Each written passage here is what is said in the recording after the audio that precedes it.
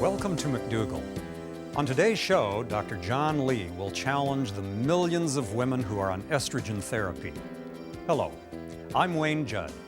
And now, the author of several best-selling books you may not find in your doctor's waiting room, Dr. John.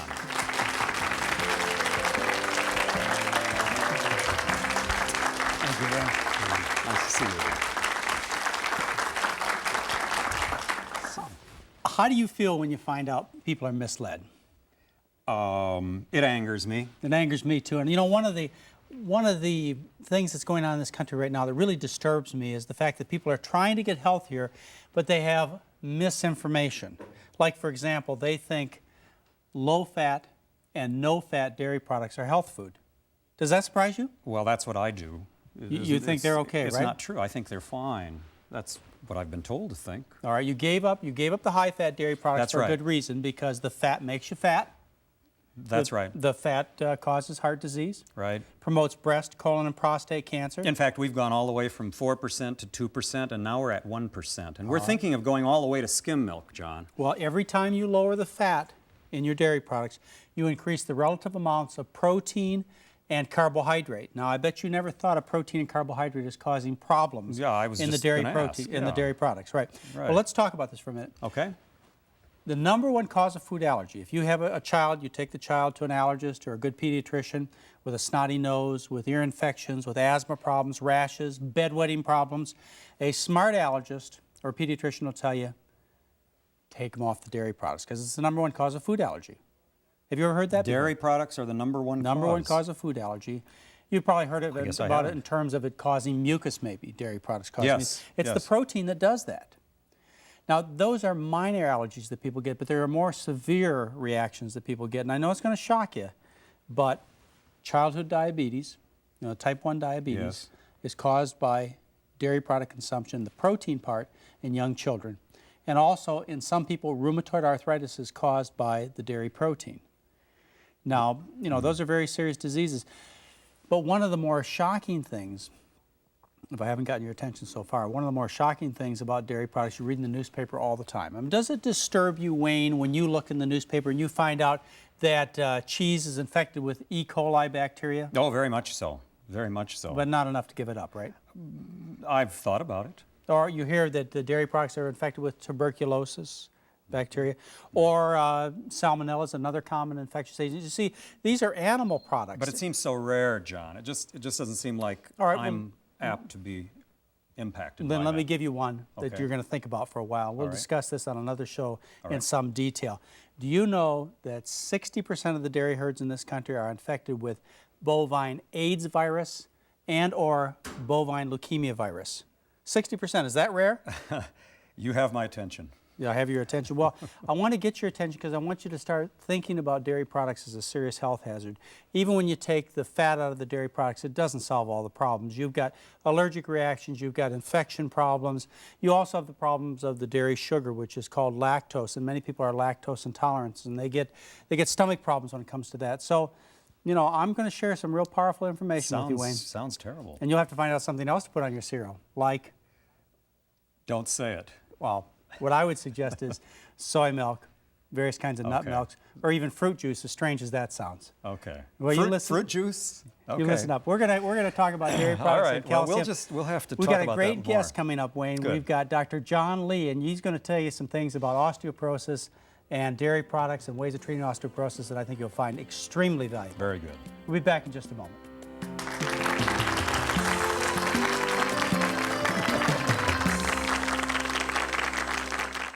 I Learn English, you can also on Hello Channel. And welcome back. With me, Dr. John Lee, medical doctor, family practitioner when you started out, right? And he's the author of a book called Natural Progesterone. And we're going to give you some information at the end of the show on how to get this book. How'd you become interested in osteoporosis and how to treat it, John? Well, in family practice, you start in and you have patients, families with age 20, 30, 40. 30 years later, these same people are 60, 70, and 80, and osteoporosis is there. Is that a big problem? Osteoporosis is a common problem. I know it's a household word, but I mean, do people really get into trouble with broken hips? And Absolutely. This became a major practice. As I aged along with my practice, I could see that osteoporosis was not only just the fractured hips, but it was the deformities that were occurring, the inability for people to get around as well, of course the likelihood of fracture, and it was also the fear. They could tell that they were shorter, they could tell that their bones were decaying, they were losing bone mass.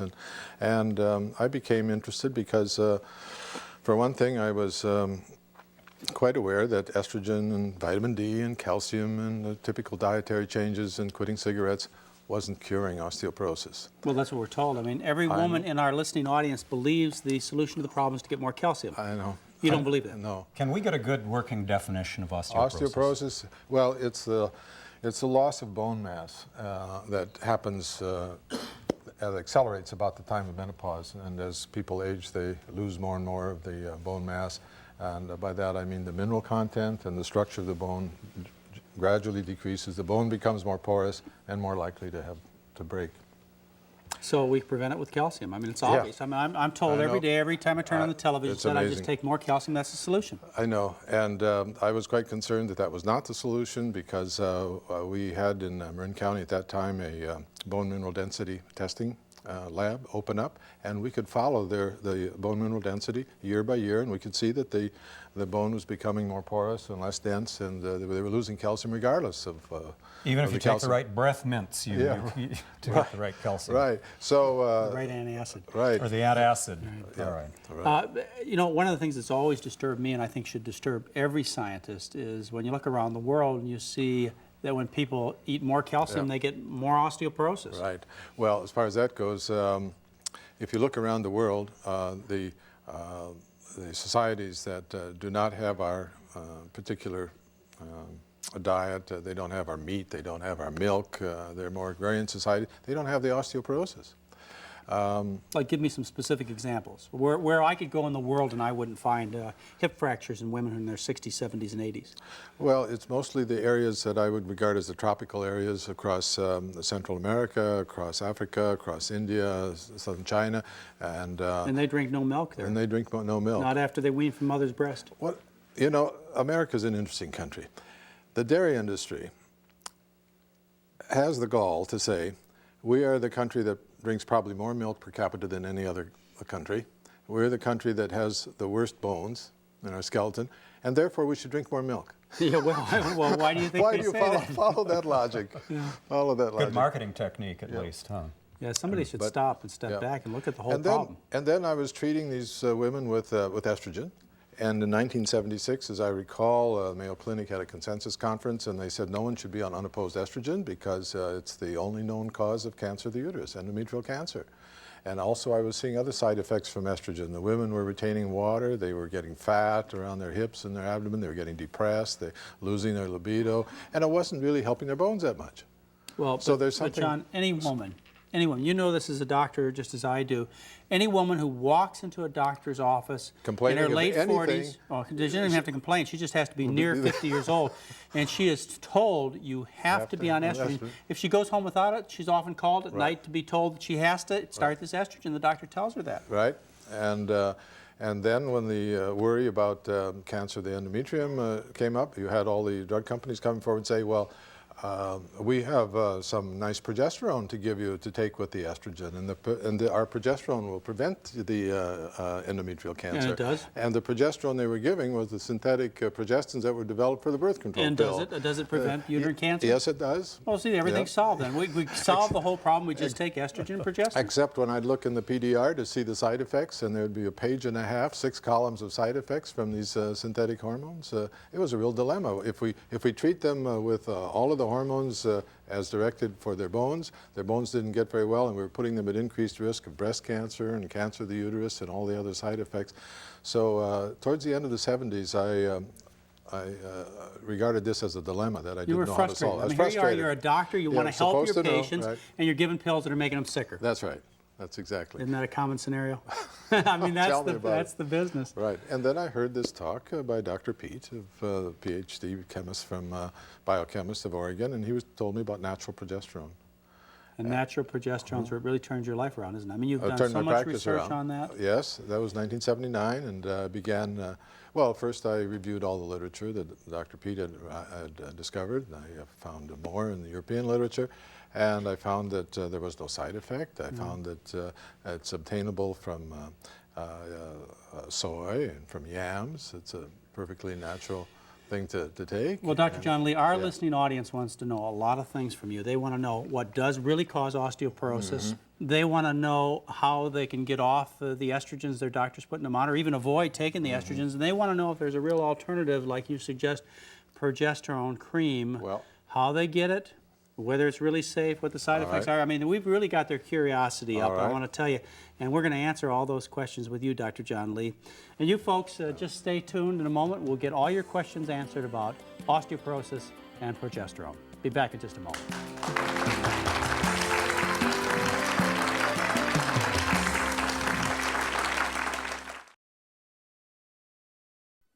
Learning a new language can be difficult and discouraging, but it doesn't have to be.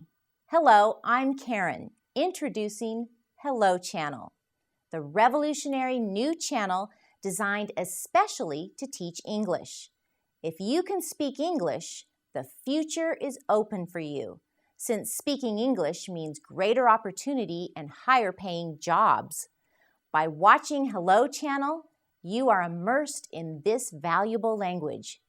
You'll hear the words being spoken. You'll see the speakers' mouths when they say the words. You'll read what's being spoken in large, clear subtitles. And you'll speak out loud, practicing what you have just learned. There is no better or faster way to learn a language than total immersion. Hello Channel does exactly that. There's programming on every level so you can watch the shows that are just perfect for you. Whether you've spoken a little English, a great deal of English, or none at all, the Hello Channel has something for everyone. Join us for a convenient, affordable, and fun way to shape your future.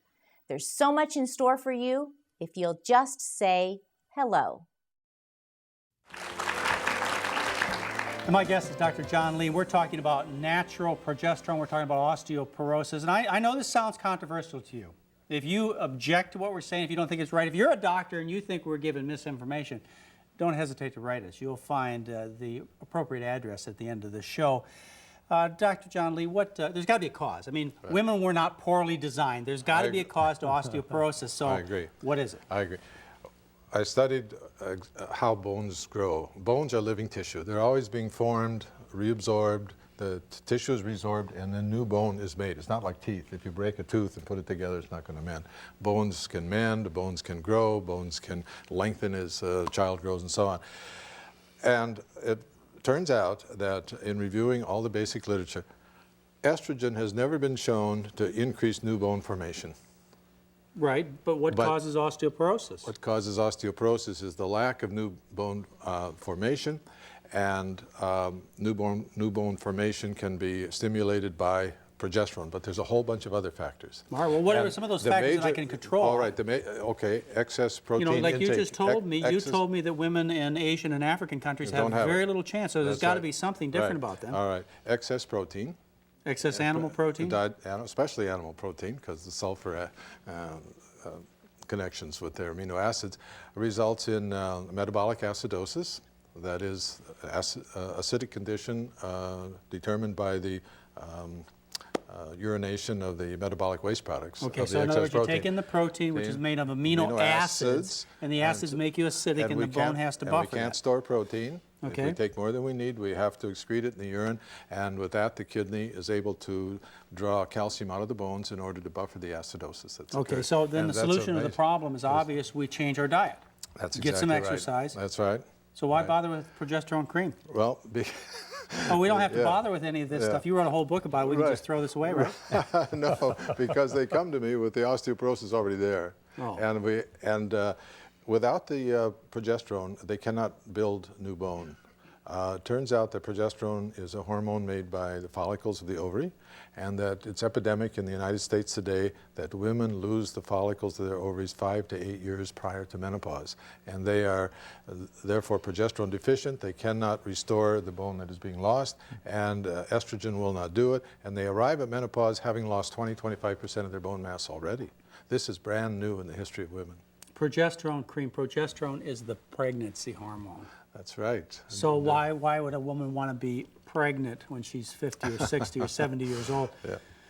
Yeah, because the amount that's needed to cause new bone formation is much less than the amount that she makes during pregnancy. And you think that it would be a natural, normal thing for a woman to carry higher levels of progesterone in later years, and she's just not, is the problem. Dr. Elliott of Harvard has been working with the World Health Organization. He's developed a technique of measuring progesterone and estrogen levels by testing saliva. He has a radioimmune assay, and the World Health Organization has been testing hormone levels in women around the world, and they find that women in the so-called third world countries, the more agrarian societies, when they go through menopause, they still have plenty of progesterone. They get it from their diet. It still shows up in the saliva.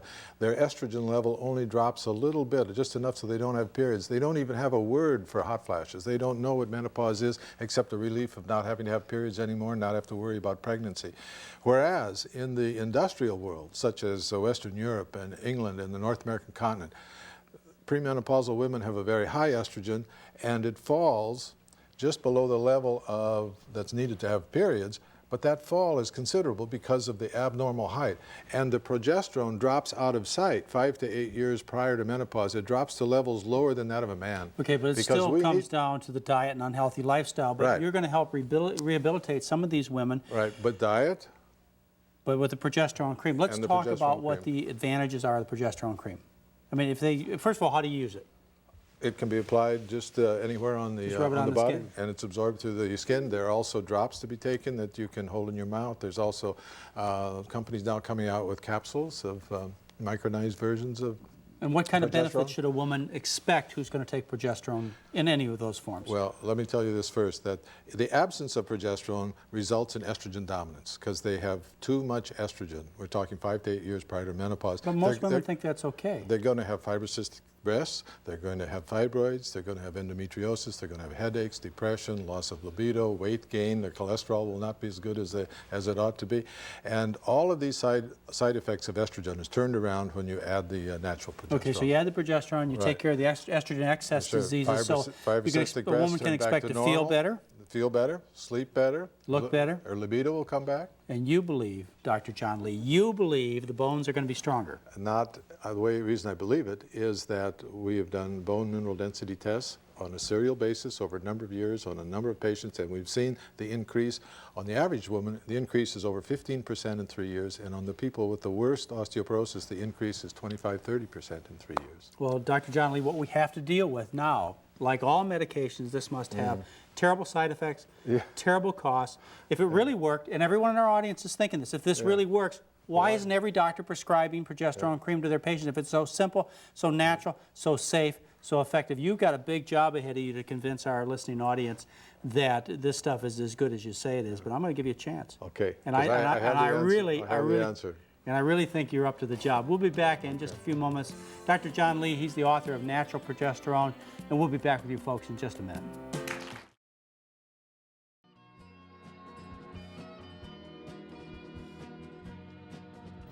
Hello. That's right, I said hello. I'm talking about an exciting new television channel that will change your life. My name is Ruth, and I want you to be one of the first to know about Hello Channel. Hello Channel is designed to teach you to speak English. Anyone can learn. We offer something for everyone. You'll see programming for children, teenagers, and adults, all on different levels. With Hello Channel, you'll hear, see, read, and speak English as you're watching entertaining television programs, making it easy to learn.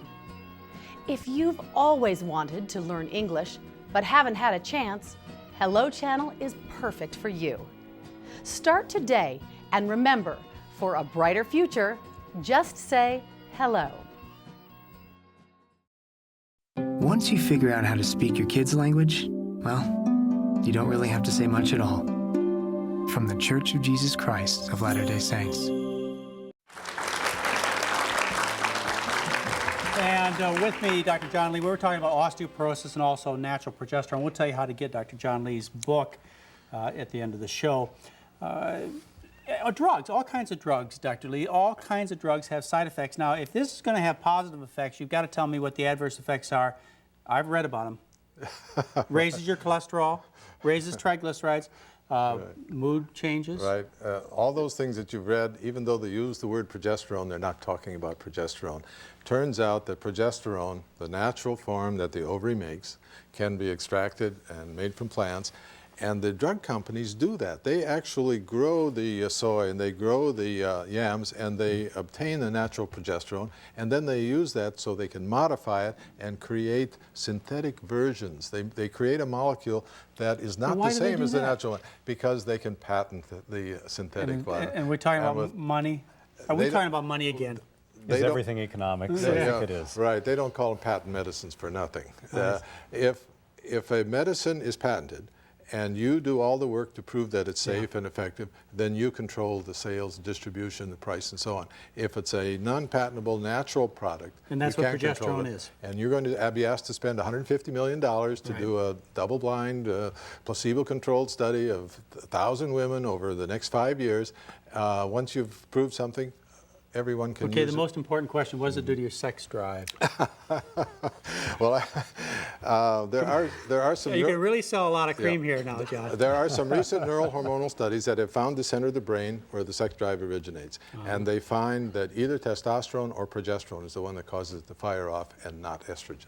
Okay, how about, we've talked about progesterone So I tell the patient, the women patients, that the guy across the room will get a little better looking, but that's about as far as I'll go with that. it's not accessible. Can I ask a question about the gender issue? It sounds to me like this is a lot of talk about women and women's problems. Is it relevant to me as a male person? It turns out that the bad diet and the petrochemical derivatives that are contaminating our food supply, especially when you eat animal products, because the animals eat all the grain that's been sprayed with all the insecticides. Right. Those particular things that damage the ovary, so it is not producing progesterone like it should, is also damaging your prostate. And that you are going to have a lower sperm count. Sperm count has dropped 50% in the last 35 years in the industrialized parts of the world, and prostate cancer is rising. So, Dr. Lee, where do I spread the cream? No, I think he's trying to tell you, Wayne, that you need to change your diet. Yeah. You have to avoid. Do you ever recommend this cream for men? I mean, is there ever a circumstance? Yes, the circumstance is it's based on this. Testosterone and progesterone do so many of the same things in the body. They both help create more energy, more strength. They're both antidepressants. They're both picked up by brain cells, and so on. And so when a man takes progesterone, his testosterone will drop in relation to the amount of progesterone he took. Now, if a man is being treated for prostate cancer and he's going to a doctor that wants to castrate him and does, then he does not have any testosterone anymore, and he is going to get osteoporosis severe within 3 or 4 or 5 years. So would you recommend progesterone cream for that? I mean, that's a big step. I recommend progesterone cream for men who've been castrated as a result of their prostate cancer. All right, now, there's scientific evidence to support this, but there's not the dollar, and you think that's the problem. That's the problem, right. For instance, a study at Johns Hopkins ran for almost 30 years. They were monitoring the estrogen progesterone levels of women that were passing through a particular clinic in that hospital, and they, after 30 years, evaluated the women and compared it to whether they had normal progesterone production or they were low. And it turns out the breast cancer rate was 5.5 times higher in the people who had low progesterone, and that the overall cancer rate was 10 times higher in the people who had low progesterone. And low progesterone is becoming the epidemic standard for women over 35, 36 years old. This is going to have to be another one of those grassroots type things, Dr. John Lee. Women are going to have to find out about it. Right. They're going to have to appreciate the benefits of natural progesterone cream and tell their neighbors. And then they have to fight with their doctor. That's true. That may be a job that's too tough for them. But all the scientific data is in your book, Natural Progesterone. Tell them how to order it. Tell them where they can get the creams. Right. There may be some health food stores and bookstores that are carrying it, but I don't have them in my mind. And one of the most important things is it's safe. It's P.O. Box 2068 in Sebastopol, California, 95473. The total cost of the book, including the handling and the packaging and the postage is $12. Thank you very much, John Lee. And folks, we look forward to joining you next week with some more challenging opinions.